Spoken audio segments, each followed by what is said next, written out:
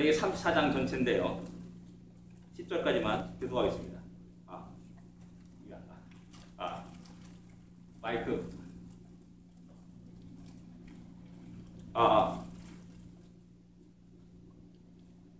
34장 1절부터 10절까지만 교도하겠습니다. 1절 제가 읽겠습니다. 요시야가 왕위에 오를 때 나이가 8세라. 예루살렘에서 31년 동안 다스리며 여호와 보시기에 정직하게 행하여 그의 손 가르치기로 보며 저로 치우치지 않고 아직도 어렸을 때 곧 왕위에 있은 지 8년에 그의 조상 다윗이 하나님을 비로소 찾고 제12년에 유다와 예루살렘을 비로소 정결케 하여 그 산당들과 사렛사람 목상들과 아로새긴 우상들과 부어 만든 우상들을 제거하여 버리매 우리가 왕 앞에서 바알의 제사를 드렸으며 왕도 그 제사장의 이를 대한 상들을 지고 또 아세라 장들과 아로새긴 장들과 부어 우상들과 세상에도 전쟁을 제사장들의 뼈를 제단 위에서 불살라 유다와 예루살렘을 정결하게 하였으며 또 므낫세와 에브라임을 치하시고 날까지 사며 제단들을 허물며 아세라 목상들과 아로새긴 우상들을 빻아 가루를 만들며 온 이스라엘 땅에 있는 모든 태양상을 짓고 예루살렘으로 돌아왔더라. 요시야 왕이 지 18째 그 땅과 정결하게 하시고 그의 하나님 여호와의 전수하여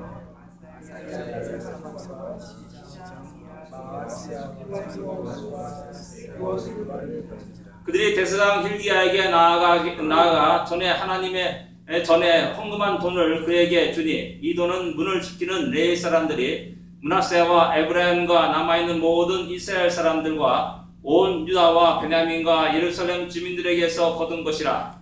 그들을 여호와의 전승사를 강력한 전투에 쓰는 힘이 그의 여호와의 전쟁에 일꾼들에게 주어 그 전투에 14절을 여러분 가시겠습니다.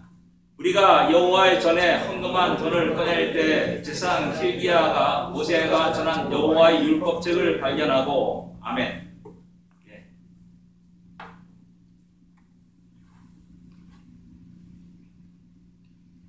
이스라엘이 남북으로 이제 갈라지게 됩니다. 북쪽 이스라엘은 그 정치적 혁명들이 계속 반복해서 일어납니다. 근데 안타까운 것은 종교개혁이 일어나지 않습니다. 한 번도 일어나지 않습니다. 그러나 이와 반대로 남쪽 유다는 시대에 따라 종교개혁이 계속 일어났음을 성경은 우리에게 말씀해주고 있습니다. 제일 먼저 남북이 분열된 다음에 아사 왕이 종교개혁을 일으킵니다. 그리고 그 아들 여호사밧이 계속 그것을 이어가죠. 그리고 또 이어서 이제 요아스 왕 때 제사장 여호야다에 의해서 일대 종교개혁이 다시 일어납니다. 그 요아스 왕의 아들과 그 손자와 그 증손자가 계속해서 하나님을 잘 섬기는 선한 왕으로 성경은 기록되고 있습니다. 아마샤, 우시야, 요담까지 그렇습니다. 그런데 이런 종교개혁도 얼마 가지 않습니다. 아스 왕에 의해서 전부 다 무너지게 됩니다. 그리고 그 아스 왕의 아들인 히스기야 왕이 다시 왕위에 오르자마자 종교개혁을 또 단행합니다. 그리고 이제 므낫세 55년 통치와 아몬 왕의 2년 통치를 지나면서 다시 요시야 왕이 드디어 또 일대 종교개혁을 일으키게 되는 겁니다. 아마 요시야 왕이 유다 왕국의 마지막 종교개혁을 일으킨 왕이라 이렇게 할 수가 있습니다. 근데 안타깝게도 요시야 왕은 죽자마자 이제 유다는 그대로 멸망의 길로 가게 됩니다. 어떻게 보면 요시야 왕이 죽자마자 다시 원래대로 복귀되는 그런 불신앙의 모습으로 복귀되는 그런 모습을 볼 수가 있습니다. 이런 거 보면서 우리는 요시야 왕의 종교개혁은 실패라는가라는 그런 어떤 좌절과 절망에 빠지게 됩니다. 그러나 요시야 왕 시대에 일어났던 그 종교개혁은 즉각적으로 젊은 청년인 다니엘과 에스겔에게 큰 영향을 끼쳤다라고 생각할 수가 있습니다. 그들이 여전히 포로 생활하면서 밥을 내서 자기 신앙을 버리지 않냐고 또 많은 유대인들에게 큰 힘이 되었고 신앙의 본이 되었음을 갖다가 성경은 우리에게 말씀하고 있는 겁니다. 그 영향이 바로 요시야 왕 때 일어난 바로 그 종교개혁과 영적 부흥의 결과 열매라 이렇게 말할 수가 있습니다. 또한 그들의 영향력, 그들이 다시 돌아왔을 때, 포로에서 귀환했을 때 또한 그들이 계속해서 하나님 앞에 바르게 사는 그런 영향으로 나타났음을 이렇게 알 수가 있습니다. 오늘 바로 그 마지막 유다 왕국의 마지막 그 종교개혁인 요시야 시대의 종교개혁을 한번 살펴보려고 합니다. 1절과 2절을 보게 되면은 왕위에 오를 때가 8세라 이렇게 말합니다. 8살 때, 8살 숙녀 다니엘 약간 한 달 더 먹은 나이에 그 아이가 왕위에 오르게 된 겁니다. 뭐 걔가 뭘 알 수가 있겠습니까? 자연스럽게 뭐 섭정이 일어나겠죠. 뭐 자연스럽게 영향력 있는 많은 사람들이 대신 통치하는 그런 일들이 일어날 것입니다. 근데 중요한 것은 뭐냐면은 그가 왕위에 오른 지 8년에 그의 조상 다윗의 하나님을 비로소 찾고 이렇게 3절에 말씀하고 있습니다. 8년이니까 뭡니까? 16살 때 드디어 이제 마음을 정하고 하나님을 찾고 구하는 그러한 요시야 왕의 모습을 보여주고 있다는 사실입니다. 어떻게 이가 요시야 왕이 그렇게 변화된지는 우리가 알 수가 없습니다. 그러나 분명한 그가 이제부터는 내가 하나님 안에서 하나님의 뜻대로 왕으로서의 통치를 하겠다라는 그런 생각을 갖고 구하고 찾았다라는 사실입니다. 하나님을 의지했다라는 겁니다. 어떻게 보면 이렇게 진정 어떤 신앙인이었다. 또는 뜨거운 어떤 체험을, 신앙 영적인 체험을 했다라고도 이렇게 말할 수가 있겠죠. 그러나 중요한 것은 뭐냐면 이가 16살 때, 많지 않은 나이입니다. 16살 때 드디어 하나님을 찾고 구하였다라는 겁니다. 개혁의 시작입니다. 이런 개혁의 시작은 한 사람의 변화로부터 시작됩니다. 우리는 수십만의 사람들이 변화되고 그런 것들을 늘 상상하는데 실제 성경을 보게 되면 진정 하나님 앞에 붙잡힌 자, 하나님을 뜨겁게 사랑하는 자, 목숨을 걸고 하나님의 말씀을 지키려고 하는 그 한 사람을 통하여서 그 개혁의 부흥이 시작되고 있다는 사실입니다. 바로 요시야 왕이 바로 그러한 왕이라 할 수가 있습니다. 완전히 하나님의 말씀에 포로가 되었습니다. 진정으로 하나님을 사랑하는 뜨거움이 있습니다. 그 사랑을 경험했습니다. 그리고 그가 자기의 신분, 왕으로서의 그 모든 권한과 모든 위치를 활용하기 시작하는 겁니다. 여기서 우리는 한 영혼의 중요성을 새롭게 알아야 됩니다. 제가 종종 얘기합니다. 목사로서 수십만의 사람 앞에서 설교하는 것을 그런 상상을 꿈꾸기도 했습니다. 어리석었을 때. 그러나 지금 그런 모든 꿈을 다 버려버렸습니다. 왜? 내 앞에 있는 여러분 한 영혼들이 소중하다는 것을 제가 알기 때문이었습니다. 다른 사람의 관계에 관심 두는 것이 아니라 바로 오늘 이 시간 주의 말씀을 듣고 주의 말씀을 함께 읽으며 함께 이 시간과 공간 속에서 함께 교제하는 우리 모두가 한 영혼이 소중하다는 사실입니다. 우리 한 영혼들이 변화됐을 때, 하나님 말씀의 포로가 됐을 때, 뜨겁게 하나님을 사랑할 때 바로 그 자를 통하여서 하나님은 이 지역을 또한 한국 교회를 새롭게 하고 변화시키고 개혁시켜 나간다는 사실입니다. 그런 시작이 바로 오늘 이 순간 나로부터 우리부터 시작되어야 된다는 사실입니다. 이런 가능성은 또한 우리의 자녀를 보는 시각도 새롭게 해야 됩니다. 지금 뛰지도 못합니다. 뛰다 보면 넘어집니다. 야, 네가 뭘 할 거냐? 절대 그렇게 생각해서는 안 됩니다. 한 영혼에 하나님의 놀라운 계획이 있다는 사실을 볼 수 있어야 됩니다. 그리고 내 아들과 딸이, 내 자녀들이 장차 자라서 하나님 나라를 위해서 귀하게 쓰는 너무나 놀라운 믿음의 용사들이 될 것을 갖다가 상상하면서 우리가 그 한 영혼들에 대해서 기도하며 눈물의 기도를 또한 또한 사랑을 쏟아붓고 주의 말씀과 교훈으로 양육하게 게으름을 피워서는 절대 안 됩니다. 한 영혼의 중요함을 그것을 새롭게 우리는 인식할 필요가 있습니다. 역대하 16장 9절에 이렇게 말씀합니다. 여호와의 눈은 온 땅을 두루 감찰하사 전심으로 자기를 향하는 자를 향하여서 능력을 베푸신다라고 말씀합니다. 어떤 위대한 인간을 향해서 능력을 베푸신 게 아닙니다. 왕에게 또한 장관에게 그렇게 능력을 베푸신 게 아닙니다. 학자에게 능력을 베푸신 게 아니라 전심으로 자기를 향하는 자에게 당신의 능력을 베푸시고 당신의 영광을 드러내게 하신다라는 사실입니다. 종교개혁자들이 바로 그러한 삶을 살았습니다. 가장 암울한 그 시대 속에서 오직 하나님을 바라보며 하나님을 의지하고 주의 말씀을 선포하고 바른 하나님의 진리를 그들에게 이야기하심을 우리는 잘 알고 있습니다. 마틴 루터 그 한 사람이 세상 역사를 뒤집어 놓았지 않습니까? 이 시대도 진정 하나님을 사랑하는 자들 그 소수의 사람들 통하여서 한 역사가 뒤바뀌어지는 그런 놀라운 역사를 우리는 알 수가 있습니다. 오늘 이 시대에 바로 우리를 통하여서 하나님은 그러한 일을 하기를 원하신다는 사실입니다. 또 우리가 중요한 것은 뭐냐면 우리 3절 여러분 다 같이 한번 읽어보겠습니다. 3절입니다. 같이 읽겠습니다.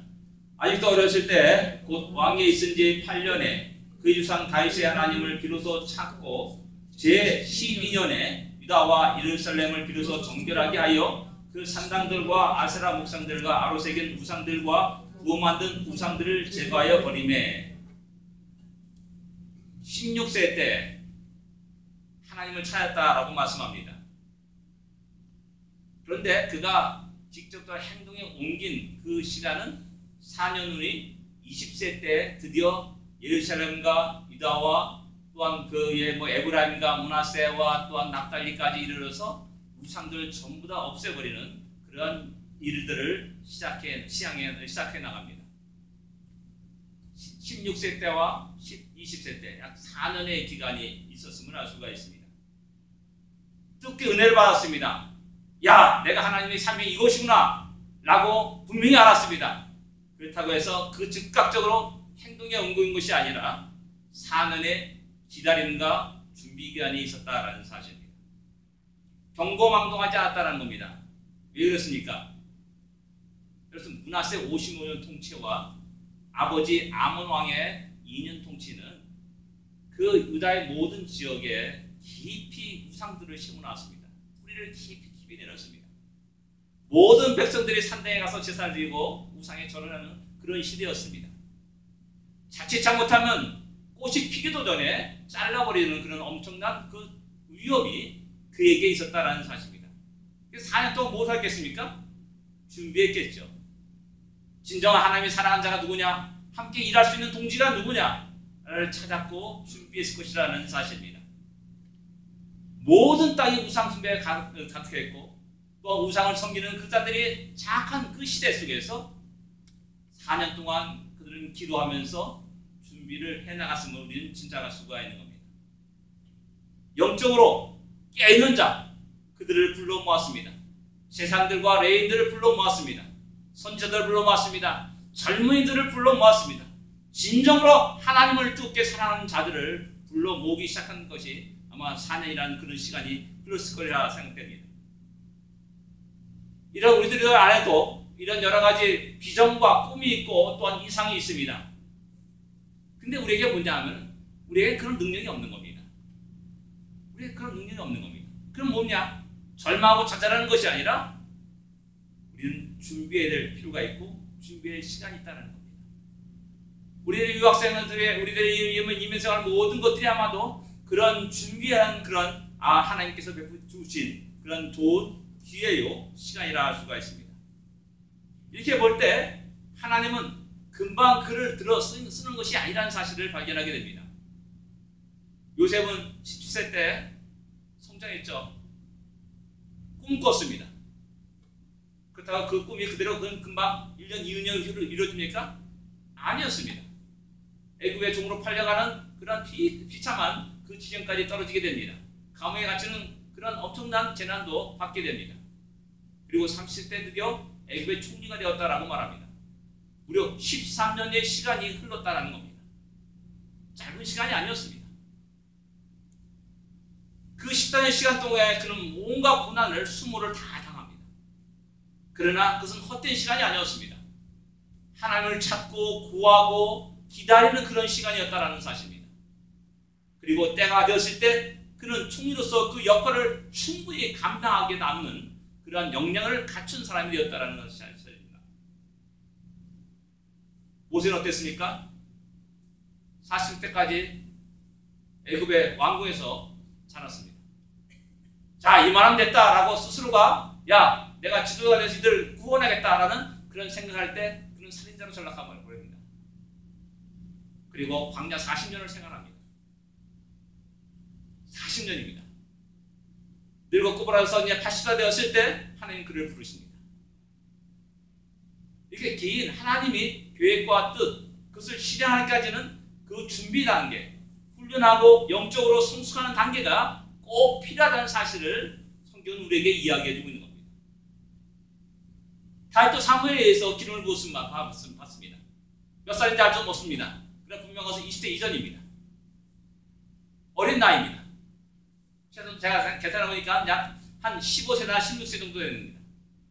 그렇다고 그가 즉각적으로 왕이 되었습니까? 아닙니다. 왕이 되기까지는 무려 10여 년 넘게 사울에 의해서 큰 고난과 어려움들을 경험하게 됩니다. 그리고 때가 되었을 때 그를 왕위에 세운 하나님의 모습을 볼 수가 있습니다. 근데 우리는 이런 고난의 시간들을 절망합니다. 그 고난의 시간들을 그냥 흘러버립니다. 아무 준비 없이 살아갑니다. 그러나 하나님 우리에게 늘 언제 말합니다. 내가 장차 너를 왕이 되게 할 텐데 준비하라라고 말하는 겁니다. 내가 장차 너를 통해서 큰 일을 할 텐데 이 시간 속에, 이 어려움 속에, 이 고난 속에, 이 환난 속에서 바르게 잘 준비하고 너의 믿음이 성숙되기를 원하고 계시다는 사실입니다. 사도 바울의 똑같은 예가 똑같이 적용됩니다. 다메섹 도상에서 그는 부활하신 주님을 만납니다. 그렇다고 그가 즉각적으로 역사의 무대에 등장합니까? 아닙니다. 그는 광야에서, 아라비아 광야에서 3년 동안 생활하겠고 또한 고향 다소에서 이름 없이 빚도 없이 살아갔던 그런 시절이 있었음을 성경은 우리에게 이야기하고 있는 겁니다. 그리고 바나바에서 그를 데려오죠. 안디옥으로 데려오죠. 그리고 거기서 드디어 교사로 생활을 합니다. 그리고 선교사로서, 전도로서 또한 1차, 2차, 3차 전도여행을 떠나는 그런 사람으로 나타나게 되고 그리고 신학의 그 서시서를 쓰게 되면서 참으로 이 땅에서 드디어 사도 바울이라는 이름이 등장하게 되는 겁니다. 하나님 우리에게 평안한 시대를 주는 것이 아니라 또한 고난과 어려움과 힘든 일을 겪게 하십니다. 아무 의미 없다고 지금까지 우리는 그것을 불평하고 원망하면서 그냥 내던졌습니까? 아닙니다. 하나님은 우리를 훈련시킬 목적으로 우리의 믿음을 성숙시킬 목적으로 그 시간을 사용하십니다. 그리고 장차 우리를 통해서 하나님의 크고 놀라운 일을 행하기 위해서 그 시간들을 준비시켜 나가는 겁니다. 우리는 진정 이 땅에 살아가면서 우리의 시간이 있을 때 우리에게 여러 가지 기회가 있을 때 우리는 무엇보다 우리의 믿음이 잘 준비되어야 됩니다. 하나님이 쓰시기에 합당한 믿음의 모습으로 성숙되어 나가야 됩니다. 그것이 없을 때 우리는 하나님의 야 너가 좀 일 좀 해야겠다 라고 했을 때 우리는 할 수 없는 준비 안 된 그런 모습에 드러내면 어떻겠습니까? 우리의 삶 속에서 우리는 철저히 하나님을 의지하는 법들을 배워가야 합니다. 하나님을 섬기는 법이 무엇인가를 알아가야 합니다. 하나님이 선하시고 기뻐하시고 온전한 뜻이 무엇인지를 바로 알아야 됩니다. 하나님의 능력과 함께 사는 삶이 무엇인지를 우리는 배워가고 또한 경험하고 또한 알아가야 합니다. 무엇보다 이 시대를 살아가면서 영적인 바른 분별력을 가지고 살아가야 합니다. 얼마나 혼탁합니까? 중요한 것은 뭐냐면은 교회 목사도 동성애를 지지하고 살아간다는 겁니다. 교회 그냥 평범한 목사가 아닙니다. 교회 지도자입니다. 또 유명한 사람들입니다. 그런 사람들이 그런 얘기를 할 때 과연 우리는 어떤 영적인 분별을 가지고 옳고 그름을 분별하며 살아갈 수 있겠습니까? 예배 시간 전에 준비하면서 카톡을 봤습니다. 카톡이 뭐가냐면 동기 목사, 동기들 이렇게 글들이 쭉 페이스북을 봤네요. 거기에 이제 그게 얘기나 자살자에 대한 논쟁이 이렇게 나왔더라고요. 한국교회가 워낙 자살자가 많다 보니까는 그 자살자 가운데 교회 성도들이 있는 겁니다. 유명한 연예인들도 있고 그들이 다 뭐 어느 교회 뭐 속한 그렇다고 그러고 또 가끔가다 간증까지 왔다 갔다 했던 그 사람들이 오늘 갑자기 자살해 버립니다. 너무나 당황스럽죠. 그러다 보니 살짝 우리가 그 자살죄에 대해서 살짝 자살한다고 지옥 가는 거 아니다. 이렇게 살짝 왜곡시켜 나가야 됩니다. 그런 것들 그런 현상에 대해서 어떻게 그것을 보고 분별하냐는 겁니다.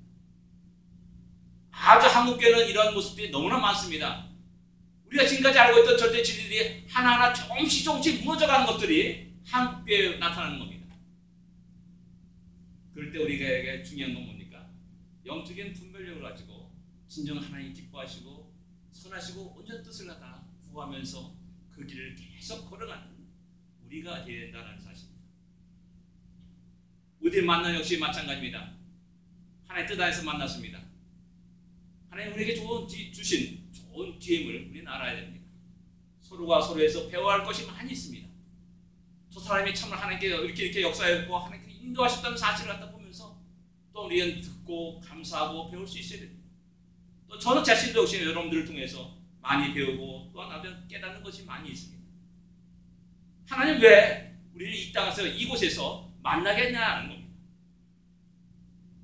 그러면서 진정 하나님의 때가 되었을 때 주여 내가 여기 있나이다 나를 보내소서라는 그런 말을 하면서 주의 뜻에 따라서 순종하고 합종하는 우리가 되어야 됩니다. 하나님의 크고 놀라운 그 거룩한 일에 함께 동참할 수 있는 우리 모두가 되어야 됩니다. 요시아는 유다와 예루살렘에서 멈춘 것이 아니라 나중에는 에브라임과 시몬과 납달리까지 가서 모든 우상들을 제거해 버렸다라고 이야기합니다. 하나님이 거룩한 땅이 온통 다 우상으로 뒤덮었다는 사실입니다. 하나님이 약속한 땅입니다. 하나님이 거룩한 땅입니다. 태초부터 새말까지 지켜보시는 땅. 하나님이 영광을 돌리는 땅이 아니라 온갖 우상이 판을 치고 뭐 곳곳에 마을마다 곳곳 골목마다 또한 모든 산당마다 산 봉우리마다 온갖 우상들이 가득 차고 넘치는 그런 땅으로 전락되었다는 것을 말하는 겁니다. 언제 이렇게 된지 모릅니다. 어떻게 이런 것이 내 바로 옆에 주위에 내 마을에 있는지조차도 모르는 겁니다. 그만큼 유대인들이 잠깐 깜빡 영적으로 무감각하고 그냥 이건 괜찮겠지 라고 용납하는 그 순간에 조금씩 밀고 들어와서 온갖 땅을 점령해버리는 그런 역사가 일어난다는 겁니다. 참으로 개탄스럽지 않은 개탄한 말입니다. 이런 현상들은 우리 모든 크리스찬들이 깜빡 잘못하면 깜빡 낙태하면 그냥 적당히 넘어가려고 한다면 금방 얼마 안 가서 이런 문제가 우리들이 옆에 다가와 있고 또한 그것이 우리를 괴롭히는 가시가 된다는 사실을 우리가 알 수가 있습니다. 유다도 그렇게 마찬가지로 그렇게 깊고 깊게 우상 숭배가 뿌리를 내렸다는 사실입니다. 비정상이 정상으로 되어버리는 그런 형태가 되었습니다. 바로 요시야 왕이 그 우상들을 전부 다 무너뜨리기 시작한 겁니다. 부숴버리는 겁니다. 가루를 내었다라고 말합니다. 가루를 내어서 싹 없애버리는 겁니다. 우리 눈앞에 흔적조차 보이지 않도록 없애버리는 그런 일들이 일어나는 겁니다. 이 우상을 없앤다는 것은 바로 십계명을 지킨다는 것을 의미합니다. 하나님의 말씀과 명령을 따른다는 것을 말합니다. 유다의 종교개혁은 모두는 바로 우상을 없애는 것부터 시작되었음을 알 수가 있습니다. 하나님의 명령과 말씀을 그 어느 것보다도 무겁게 또한 우선순위로 제일 먼저 생각하고 다루고 있다는 사실입니다. 말씀에 부합되지 않은 모든 것들을 무너뜨립니다. 그리고 합당한 모습으로 그 땅을 새롭게 바꾸게 됩니다. 우상을 없앴다는 것은 바로 그 주의 모든 환경을 새롭게 정리했다는 것을 또한 의미합니다. 하나님이 거룩한 땅을 하나님이 거룩한 땅으로 되게 했다는 겁니다. 다 철저히 십계명의 기준을 통해서 이루어진 것입니다. 이 시대 우리의 성도의 사명이 막중함을 다시 새롭게 깨달아야 됩니다. 여러분, 자주 제가 말씀드리는 것이지만 박정희 대통령 때는요, 이 굿하는 것, 그 다음에 점치는 것, 이런 것들을 상당히 죄악시하는 그런 풍조가 있었어요. 다 미신다는 겁니다. 미신다는 거죠. 그래서 곳곳 마을마다 있던 모든 장승을 다 없애버렸어요. 그 시대. 박정희 대통령이 시장이 아니에요. 그리고 야, 제사 드리는 거, 야, 왜 신정과 구정 왜 두 번 이중 제사를 드리냐? 하나만 드리려고 하고 하나 없애버리고 가정의례 준칙을 만들어가지고 야, 결혼식 왜 이렇게 화려하게 했냐? 전부 다 없애버려라. 뭐 이런 식으로 전부 다 몰고 왔어요. 독재자기 때문에 그렇게 했죠. 근데 한편으로 영적으로 볼 때는 야, 그때는 우리 주위에 굿하는 모습이라니 또한 어떤 성황당이라는 그런 모습이 하나 다 사라진 시대였습니다. 장승이 그 시대에 사라졌습니다. 근데 어느 순간부터 이제 전통 미명 아래서 전부 다 장승들이 마을마다 세워지게 되는 겁니다. 이게 우리 대한민국의 모습입니다.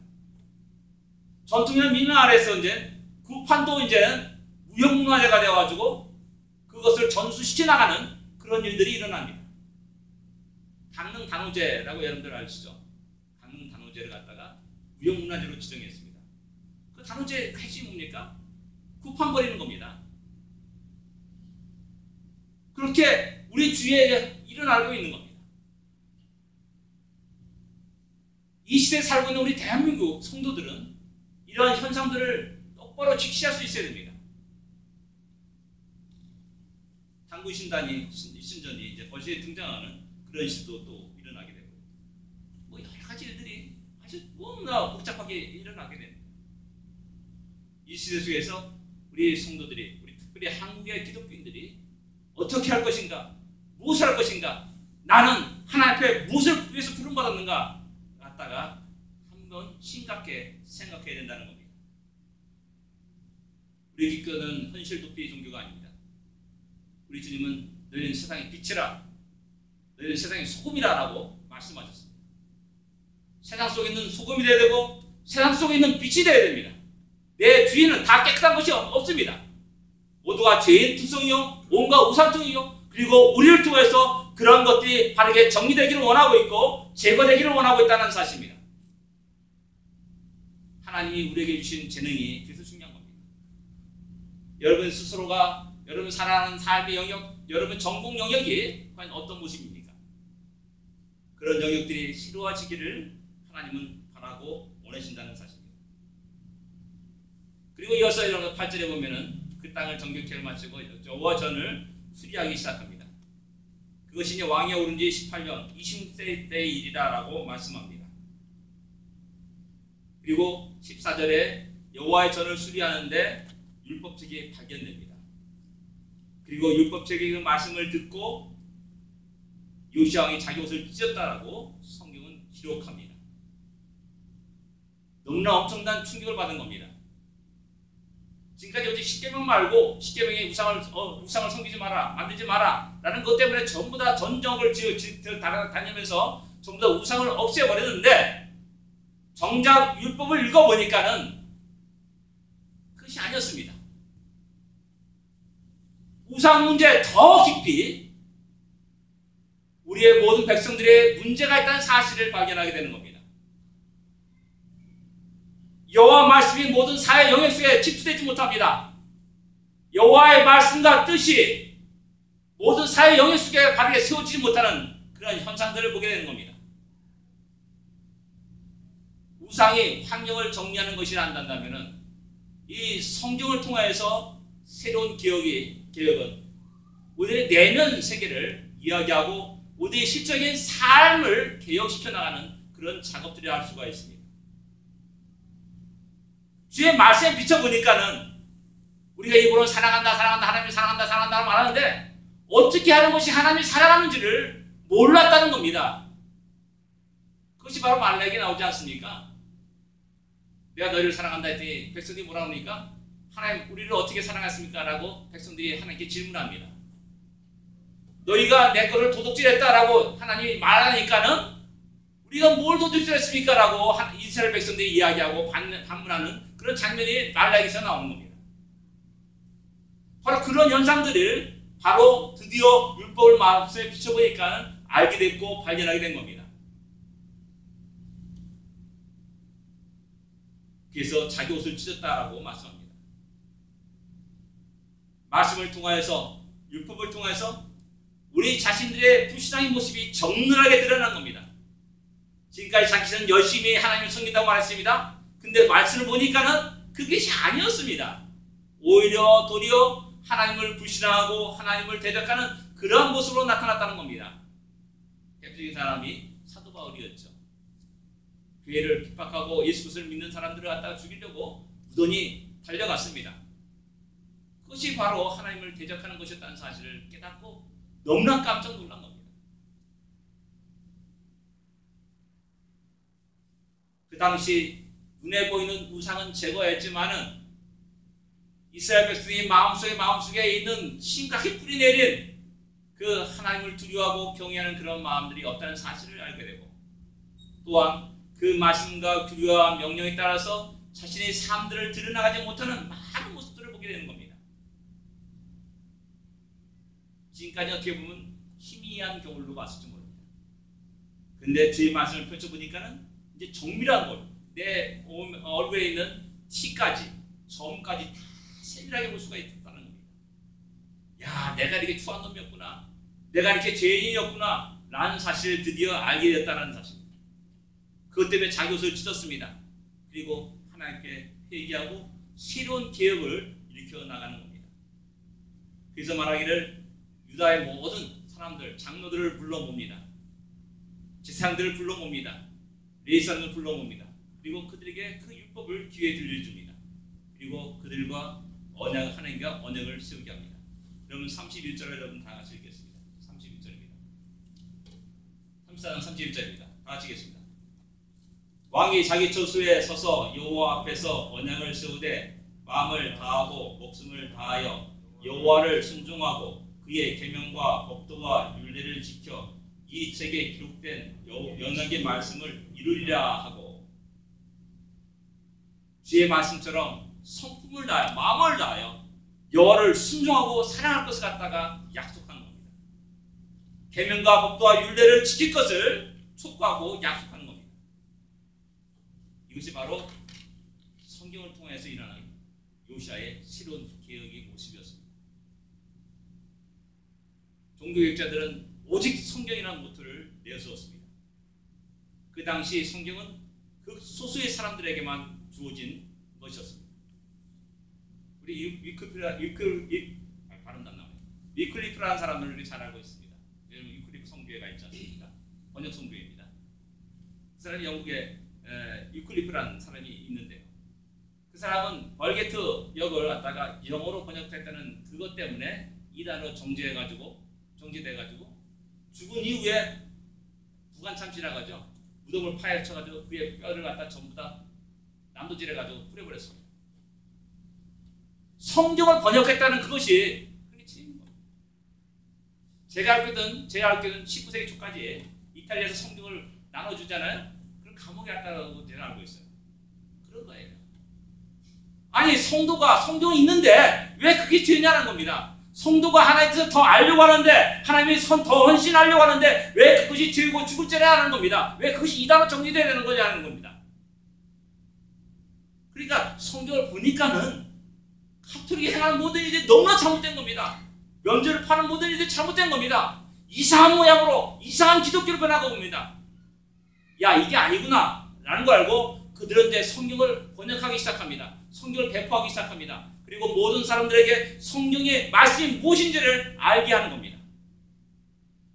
그 전까지는 성경 읽으면 죽었어요. 성경을 번역하면 죽었어요. 이런 어처구니없는 일이 일어났다는 겁니다. 그들은 생명을 걸고 이 성경을 우리에게 전해주었습니다.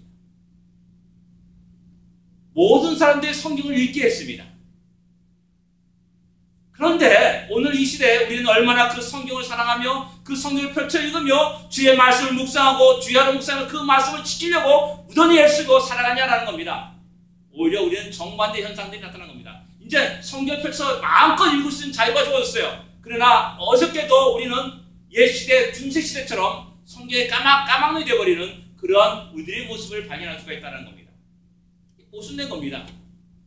그때는 자유가 없어가지고 생명을 걸고 그 자유를 쟁취하기 위해서 무슨 애를 썼는데 지금은 너무나 많은 자유가 있고 또한 이 성경이 모든 세계 모든 나라 언어로 배포되는데 정작 우리는 이 시대 속에서 그 성경을 알지 못한다는 겁니다. 읽지 않는다는 겁니다.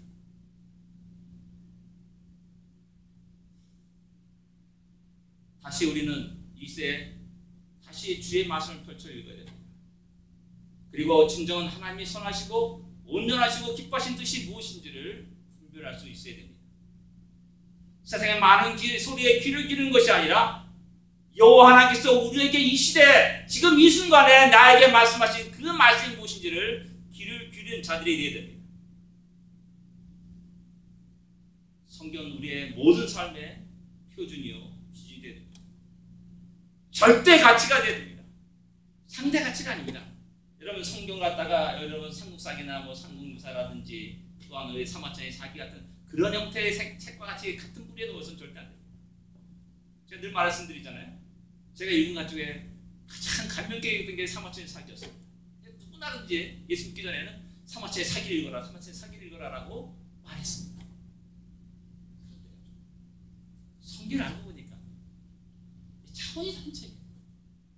절대 가치인 이 성경을 우리가 진정 사랑해야 되고 펼쳐서 읽어야 되고 그 속에서 하나님의 계획과 뜻이 무엇이며 하나님의 의지가 무엇인지를 바로 알아야 되고 내가 어떻게 하나님께 헌신해야 될지를 알게 알아야 된다는 사실입니다. 여러분 오늘날 이 시대에 많은 사회운동이 일어나고 있습니다. 또 여러 가지 NGO 활동들이 많이 일어납니다. 거기에 또 많은 우리 크리스찬들이 함께 동참하고 또 함께 일을 합니다. 근데 우리는 심각하게 한번 생각해 봐야 됩니다. 내가 열심히 내어서 시간 들여서 하는 이 활동들이 진정 성경의 하나님 말씀의 뜻에 비춰봤을 때 과연 옳은 길인가라는 것들을 한번 심각하게 생각해 봐야 됩니다. 환경운동도 그렇습니다. 사양제도 폐지하는 운동이 우리 알지 않습니까? 과연 그것이 하나님의 말씀에 비춰봐서 과연 그것이 옳은 것인가를 한번 생각해 볼 필요가 있다는 겁니다.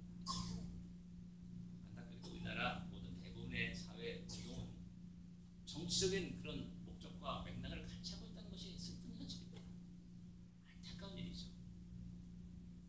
그 속에서 우리 아무것도 모르는 크리스찬들이 함께 동참하고 함께 흥분하고 함께 열을 내고 그런 많은 일들이 일어납니다. 호세아 선지자는 우리에게 이렇게 얘기합니다. 내 백성이 지식이 없음으로 말미암아 망한 거다. 내 백성이 지식이 없음으로 망한 거다. 여기서 지식이 무엇이겠습니까? 하나님 아는 지식입니다. 하나님 말씀입니다. 규례입니다. 명령과 율례입니다. 그래서 하나님은 너가 내 말씀을 버렸느냐? 나도 너희를 버려버리겠다라고 이어서 말씀합니다. 너희가 번성할수록 범죄하니 내가 그들의 영광을 변하여 욕이 되게 하겠다라고 말씀합니다. 하나님의 말씀을 잃어버리고 열심히 행동하는 모든 것들이 범죄함이라고 말하는 겁니다. 내가 이렇게 하면 저 사람이 좋아할 거다. 내가 이렇게 하면 우리 대한민국 사람 다 잘 살 거다. 착각하지 마십시오.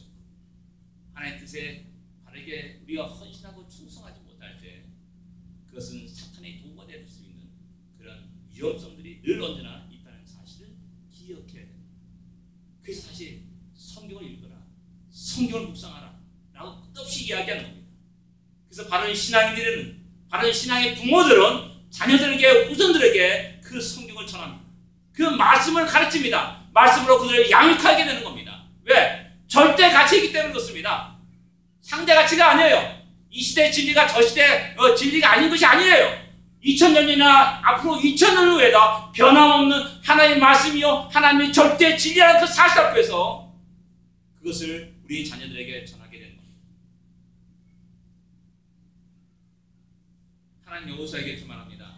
이 율법책을 내 입에서 떠나지 말게 하며 주야로 그것을 묵상하여 그 안에 기록한 대로 다 지켜 행하라 라고 말합니다.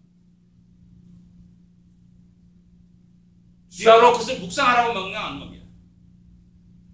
신명기에서도 역시 마찬가지로 모세가 이스라엘 백성들이 왕을 세울 때 이렇게 말합니다.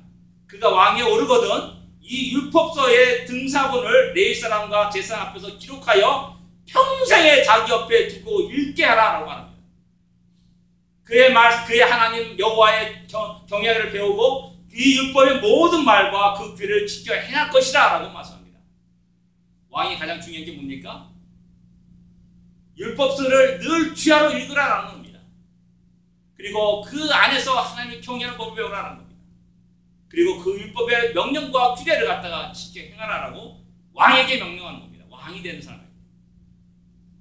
가장들이요, 어머니들이요, 이 율법을 읽어야 됩니다. 이 하나님 말씀을 읽어야 됩니다. 그리고 우리 자녀들에게 전할 수 있어요. 다시 솔로몬의 마지막으로 당부하는 말이 뭡니까? 내가 이제 세상의 모든 사람이 가는 길로 가게 되거니와 너는 힘써 대장부를 대라 라고 말씀하면서 내 하나님 여호와의 명령을 지켜 그 길로 행하며 그 법률과 계명과 윤리와 증거를 모세 율법에 기록한 대로 지키라 라고 명령하고 있습니다. 왕에게 야 누가 참 충신이니까 그 사람 들어서 정치 잘해라 라고 말한 게 아닙니다. 이 율법책을 읽어라, 지켜라. 그 가운데 있는 법률과 규례와 계명들을 지켜 행하라 라고 다윗은 아들 솔로몬에게 신신당부하면서 그것을 얘기합니다. 우리는 우리 자녀들에게 무슨 얘기합니까? 공부 잘하는구나, 저거 타고 착착 박수 칩니까? 그것에 좋아하는 것이 아니라 진정 우리 자녀들이 아침마다 주여 기도하고 또 잠잘 때 기도하는 그 모습과 주의 말씀을 읽고 또 즐거워하는 그런 모습을 보면서 즐거워하고 기뻐해야 된다는 사실입니다. 그리고 또 우리가 그들에게 이 성경을 바르게 알려주고 이야기해주고 전해주는 그런 책임이 우리에게 있다는 사실을 기억해야 합니다. 우리의 심령에는 이런 놀라운 변화가 일어나기를 원합니다.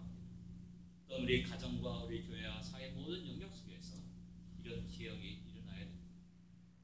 그럴 때 5년 후에 10년 후에는 우리 대한민국이 달라질 겁니다.